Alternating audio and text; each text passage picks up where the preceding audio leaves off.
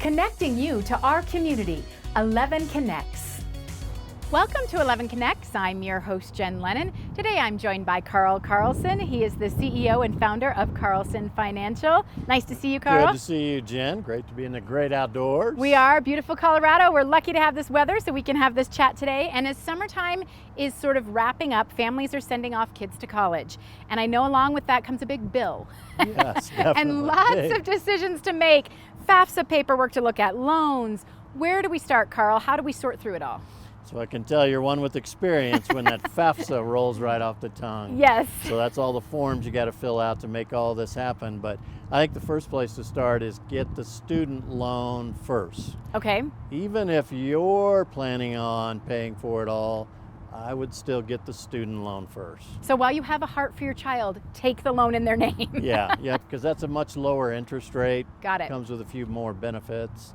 Okay. 2.75% on that student loan. Okay, but read the details. There can be subsidized or unsubsidized. That's important, right? Yep. You want the subsidized if you can get it. If you can get it. Yeah. Now, what about parent loans that are offered? So the parent loan is going to be more expensive interest rate, about 5 to 5.5, but that's unlimited. So the student can only get $5,500 to $7,500, and then that caps out per semester, depending on what year they're in. Okay. The average parent loan is $26,000, so there's plenty of room. There's no cap on that. So that would be really, I think, step 2, get the parent loan. Now, what if you're getting emails and opening your mailbox and seeing some of these private loans come through? It seems they get our name, Carl. Should we be careful about those? Be very careful, and they're tricky. Okay. So I almost had my son take a picture of one the other day because it looked exactly like a government form, but it was private, and down in the bottom, very small fine print, this is private loan.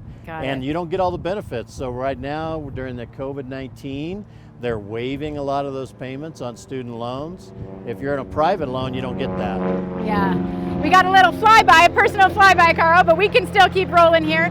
So with those, like you mentioned, read the fine print. And that's where a financial advisor can come in hand as well, because deciding how much we as parents should invest is critical. We have retirement around the corner too. Right, so you don't want to jeopardize your retirement because your child has a long time to build their own retirement. You have a shorter amount of time, so you need to be real careful and not take on too much debt.